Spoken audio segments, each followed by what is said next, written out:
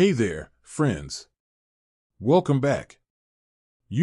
Sitting down to talk with you today feels a bit like chatting with a good neighbor over the fence. That comfortable, familiar feeling where you can share what's really on your heart. And what's been on my mind lately, and maybe it's crossed yours too, is this whole dance of relationships, especially with the people we love the most, our grown-up children and grandchildren. It's wonderful, isn't it?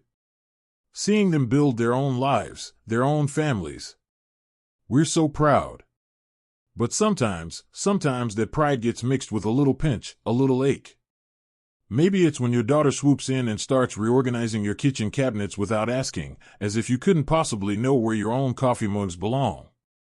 Or when your son talks over you at the doctor's office, answering questions for you, leaving you feeling a bit invisible.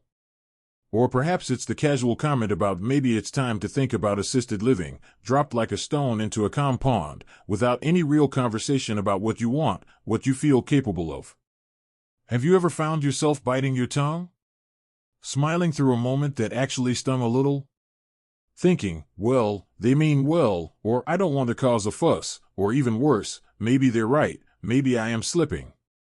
That feeling, that quiet erosion of your voice, your choices, your sense of being the capable, wise person you absolutely still are, that's what we're going to gently unpack together today.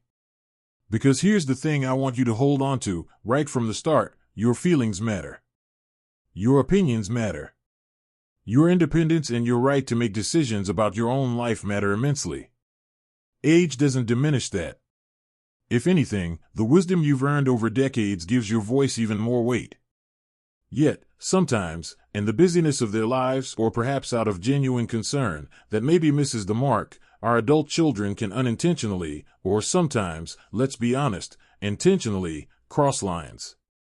They can start making assumptions, taking over, or simply not listening in a way that chips away at that fundamental respect we all deserve. And that lack of respect? It doesn't just hurt in the moment. It can seep into your sense of self-worth. It can make you feel smaller, less confident, maybe even a little resentful or sad. It can strain what should be one of life's greatest joys, the relationship with your children. We don't want that. We want connection, we want love, we want mutual respect flowing freely in both directions. So, in this video, we're going to explore 5 powerful, yet profoundly practical, ways to gently but firmly reclaim that respect. This isn't about starting wars or ultimatums, it's about building bridges of understanding and reinforcing your rightful place at the family table. It's about shifting the dynamic back to one of partnership and mutual appreciation. The first step, the absolute bedrock of everything else, is often the hardest to see clearly when we're right in the middle of it. It's about recognizing the disrespect for what it really is. Sometimes, it's so subtle, wrapped in a hug or disguised as helping, that we dismiss it. We tell ourselves we're being too sensitive. But your feelings are your most accurate radar. That twinge of irritation when they rearrange your furniture during a visit? That sinking feeling when they make plans for you instead of with you? That frustration when they interrupt or talk down to you? Pay attention to those signals. They're not trivial. They're telling you something important is off balance. Start keeping a little mental note, or even jot it down privately. Tuesday, Sarah insisted on driving me to Bridge, even though I told her I felt fine to drive. Felt like a child. Just acknowledging it to yourself is a powerful act of reclaiming your reality. It's not about blaming them immediately, it's about validating your own experience. Because you can't address what you don't see and name. Once you start seeing these patterns more clearly, the next crucial piece falls into place, reconnecting with your inherent worth. This is the foundation. You see, sometimes, over years, especially if we've faced health challenges or needed a bit more practical help, we can start to subtly absorb the message that we are less capable, less valuable somehow. We might start to believe the unspoken narrative that our time of making significant contributions, of having strong opinions that deserve hearing, is past. Nothing could be further from the truth. Think about it. You have navigated decades of life. You've raised families, built careers, or homes or communities, weathered storms, celebrated joys. You possess a depth of experience and perspective that is utterly unique and incredibly valuable. That doesn't vanish at 60, 70, 80, or beyond. You are not defined by what you can't do as easily as before. You are defined by the incredible sum of who you are, your kindness, your resilience, your humor, your wisdom, your unique spirit. Take a moment right now, just pause the video if you like, and think of 3 things you truly value about yourself. Maybe it's your patience, your ability to listen, your green thumb, your way of telling a great story, your strength in facing adversity. Anchor yourself in that worth. Because when you truly believe, deep in your bones, that you are deserving of respect, simply because you exist, because you are you, that belief radiates outwards. It changes your posture, your eye contact, the quiet confidence in your voice. It becomes harder for others to dismiss you when you are firmly rooted in your own self-respect. This isn't arrogance, it's a quiet, powerful knowing of your own value. It's remembering that you are still the captain of your own ship, even if the waters look a little different now. This sense of inherent worth is the fuel. It gives you the strength for the next step, which is where we start to turn understanding into action. It's about learning how to express your needs and your boundaries clearly and calmly, without apology, but also without aggression. It's about finding that powerful middle ground where your voice is heard and your autonomy is honored. Because reclaiming respect isn't about demanding it forcefully, it's about embodying it so fully that others naturally respond to it. It's about shifting the conversation from what they shouldn't do to how you can both interact in a way that feels good and respectful for everyone. And that's exactly where we're headed next. We'll talk about how to find those words, how to set those boundaries with love and firmness, and how to navigate those conversations in a way that builds bridges, not walls.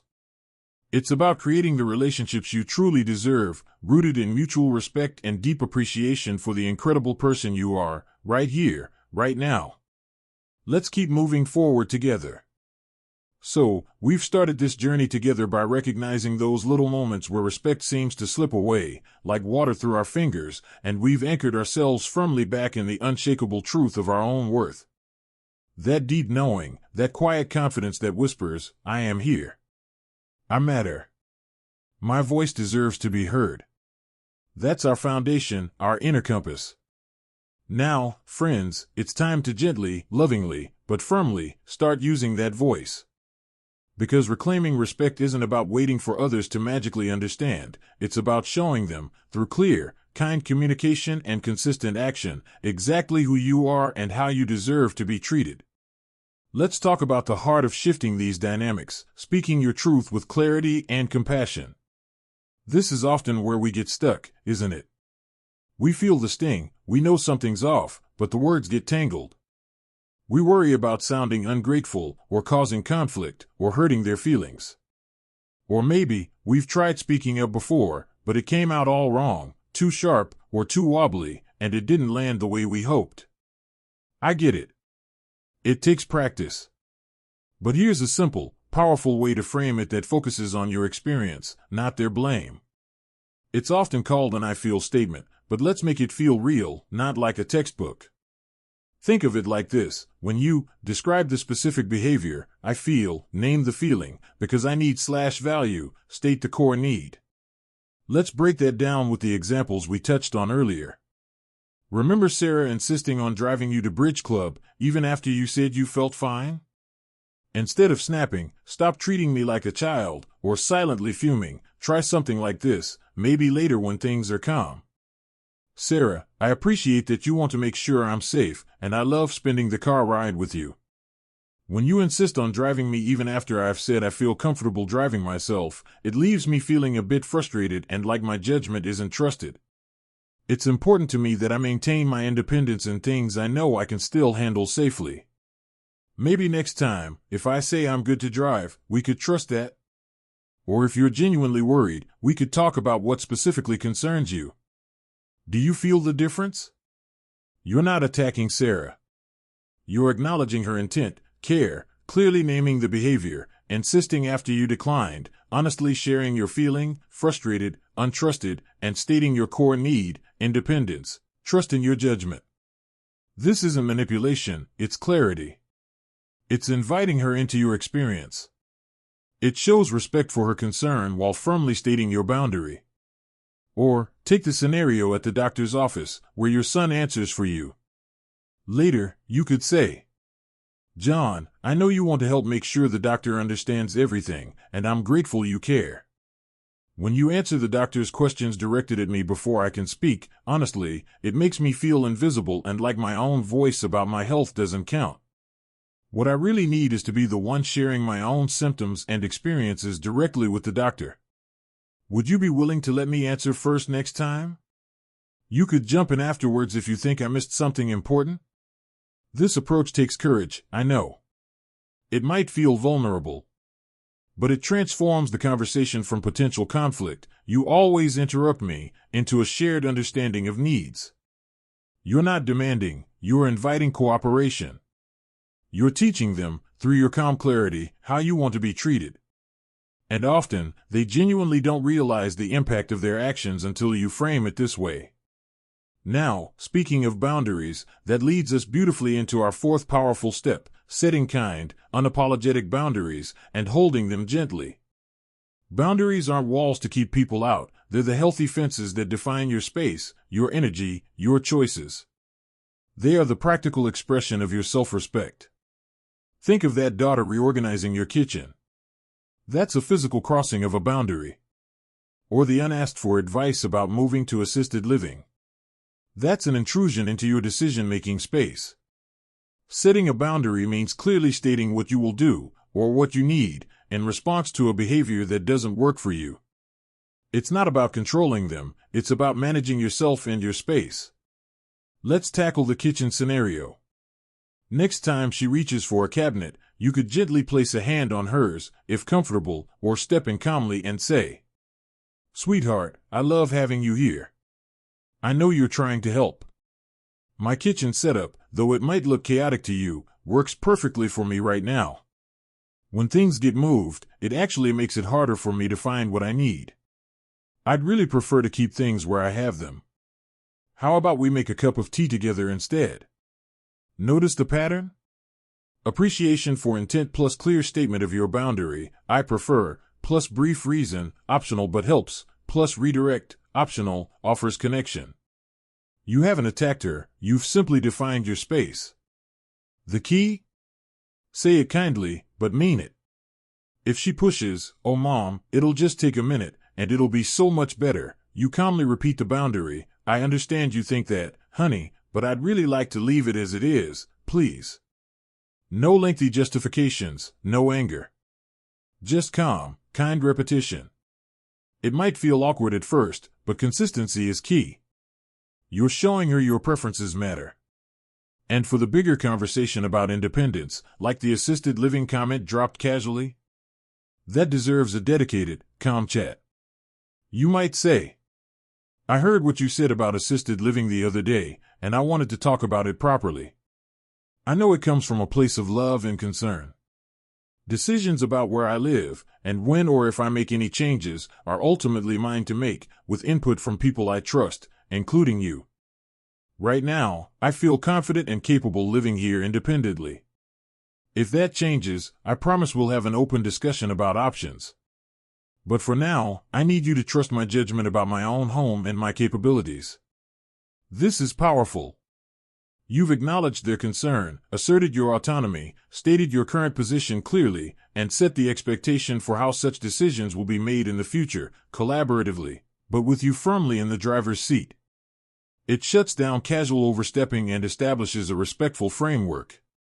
Setting boundaries like this isn't selfish, it's essential self-care. It protects your energy, your peace of mind, and your sense of self. It teaches others how to treat you.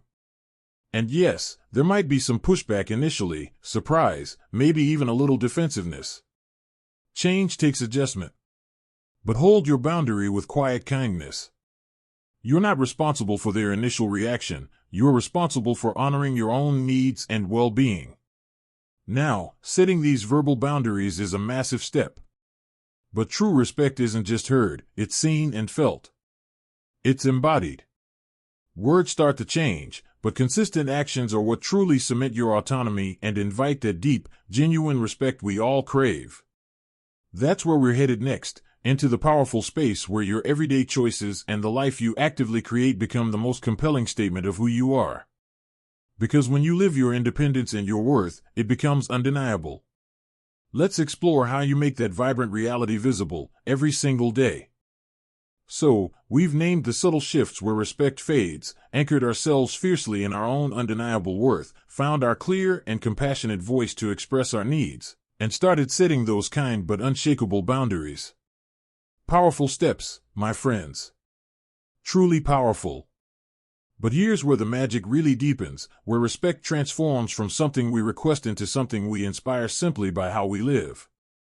It's about moving beyond words into the vibrant, daily demonstration of who you are, capable, engaged, and firmly at the helm of your own life. This is our fifth, and perhaps most impactful, step, living your independence out loud, letting your actions speak. Think about it. When we consistently show our competence, our curiosity, and our engagement with life, it becomes far harder for anyone, even our well-meaning but sometimes overzealous loved ones, to see us as anything less than the fully capable individuals we are. It's not about proving anything to them, it's about affirming it to ourselves and letting that truth radiate outward. It's about shifting the narrative from what they think we might need, to what they clearly see us doing and enjoying.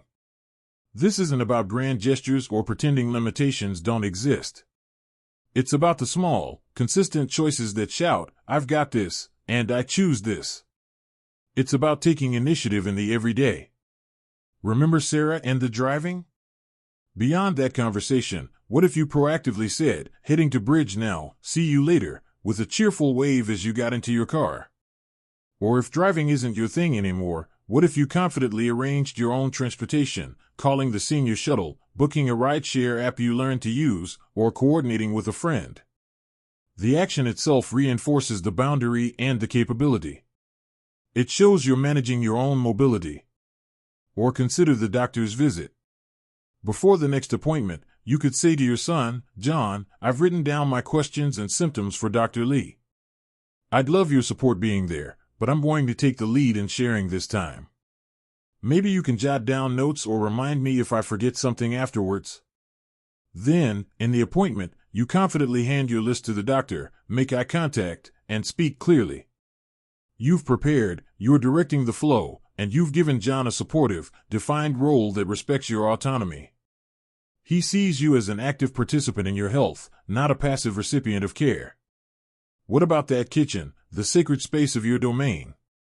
Beyond asking your daughter not to rearrange it, what if you shared your system with her? "Come here, sweetheart, let me show you why I keep the coffee mugs right here, easy reach when I first stumble in." Or you excitedly showed her a new gadget you bought yourself to make something easier. You're not just defending your space, you're proudly curating it, demonstrating your active management and enjoyment of your environment. It becomes clear this isn't clutter, it's your efficient, personalized system. Living your independence also means actively pursuing your interests and passions. When was the last time you enthusiastically told your family about a new class you signed up for? Maybe it's that online history course, the watercolor group at the community center, or finally learning to use the library's ebook system. Or perhaps you joined a gardening club, volunteer group, or book discussion.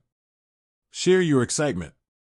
"You won't believe the fascinating things I learned in my art class today," or "met the most interesting people planting trees in the park with the conservation group." This does two powerful things. First, it fills your cup with joy and purpose, essential for well-being at any age. Second, it shows your family a vibrant, engaged person with a life beyond their orbit or their perceived notions of what you should be doing. They see you learning, growing, connecting, contributing. How can they not respect that energy? It also means making and sharing your own decisions, big and small. Don't wait for them to plan your birthday. Tell them what you want to do. This year, I'd love a small gathering at my favorite Italian place on Friday night. Researching a new phone or internet plan? Mention casually, "I've been comparing plans, think I found a better deal for myself." Planning a weekend trip to visit an old friend? Share your itinerary, not for permission, but as information, heading to Martha's on the 15th, so excited. I've got the train booked and she's picking me up. These actions reinforce that you are the decision maker in your life. You inform them, you value their company or input if offered genuinely, but the initiative and the choice are yours. Now, let's gently weave this all together. Reclaiming respect isn't a single battle, it's an ongoing journey of self-honoring. We started by awakening, noticing those moments that chipped away at us. We fortified ourselves by remembering, deeply connecting with our inherent, unassailable worth that decades of life have forged. We found the courage to voice, speaking our truth and our needs with clarity and kindness, inviting understanding.